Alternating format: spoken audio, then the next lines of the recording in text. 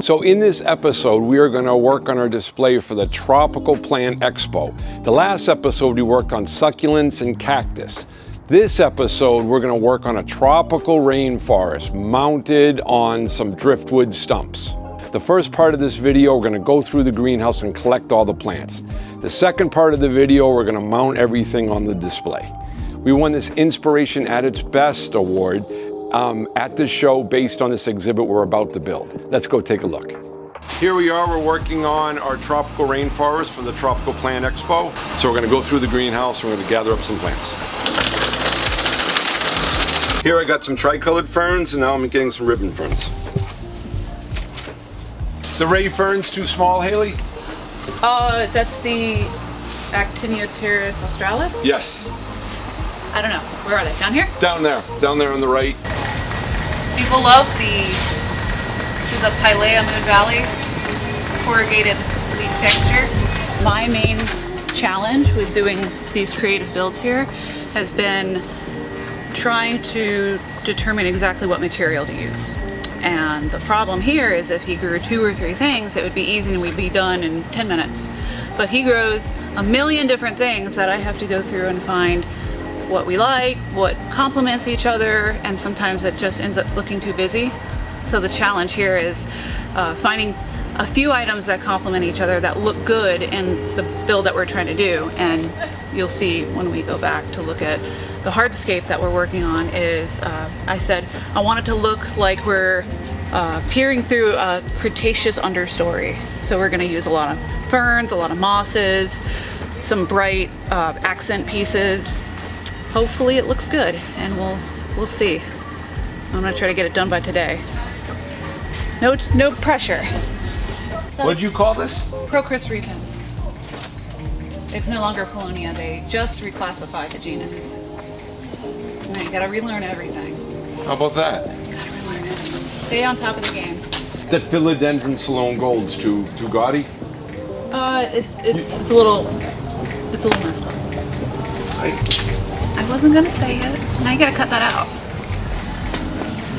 I also like these little stone crops. This is a compact ground cover sedum, and they like it a tad on the drier side. I don't know why we don't use this more often. It stays low. I'll grab a couple pots. Super cool plants here. It's the American pitcher plant. It is endemic to the United States, and it's actually pretty cold hardy. They'll just go dormant like most Sarracenia do, and then come back. Some of them I've seen actually growing in the snow. For those of you who don't know, the Dionea, the Venus flytrap, is also endemic to the United States. They are native to the coastal plains of North Carolina. So when people try to keep them as a house plant, a lot of their issues stem from light deprivation. And I tell people, they are native to coastal plains, meaning they get a lot of light and they do go dormant in the wintertime. And they don't like to be played with. What do you need from me stuff? You need the moss, you need the aquamarine? Yes. Okay. Do you want to take Derek to the exhibit and you can talk a little bit there and you can work there and I'll go get you that stuff. You got it. Today we're working on this bad boy, which is going to be one of the rainforests. So my goal here is to make a nice combination of contrasting textures and colors and varieties, all while softening up these harsh edges here where this stump was cut, here, here, and here. And we do that by simply planting some stuff around it to conceal it. Yeah, that 1 6-inch fills in that corner.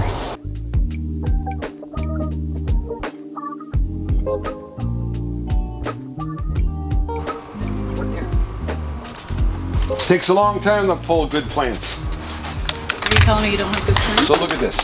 Good stuff. So I'll show you. So here, take this. Peacock moss. This is arborvitae moss, golden moss, ruby moss, avatar moss, and frosty moss. I have everything here, Haley, except for the pie. We don't got the aquamarine. Oh yeah. I'll get it. It's another greenhouse. This is the Brazilian tree fern. which new growth comes out this really cool sort of gradient pinkish red. And then you've got that classic tree fern look on the base. Gives us that miniature cycad flavor that we're going for with the prehistoric theme. So the goal of this is to emulate the appearance of moss growing in a crevice, naturally occurring, of course. And see, that sort of softens things up. You don't have that cut off straight line glaring at you. You like this piece buried, or are you thinking about it? Are you thinking of lifting that piece up in the foreground, or you like that? That makes it look like it's got natural erosion over it. Make myself useful? You want to make yourself even more useful? Oh, I'm not sure. What do you have in mind? Well, I'm trying to figure out what we can use on the other corner there. In the back, something in the back? Yeah. I would like to see some sort of a vine. Do you want to send me out to get a vine?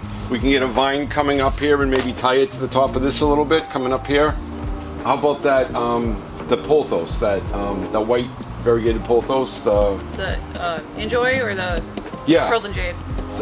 The irradiated pothos. Anyways, it would come, it's white on the right, white on the left. I can get you one? Yeah. Okay. Let's see what we got here. What about that pink princess? Did you want that? That could maybe come up the back here, take a right-hand turn and kind of drape on the top here. You want me to go get it, see what you think of it? Sure. Thanks, Audrey.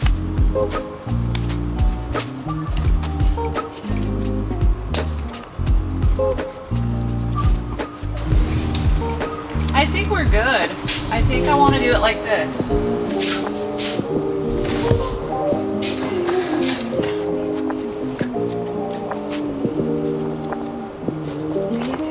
This dyed reindeer moss and use it to fill in the spaces between the plants, so that way you don't see ugly perlite soil.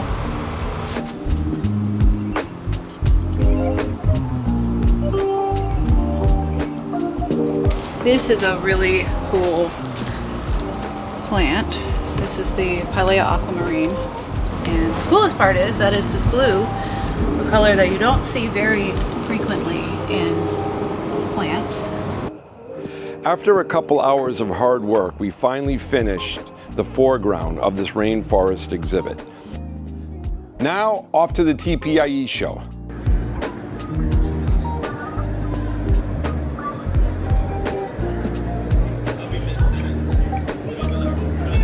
We will see you next week, and don't forget to like and subscribe, okay?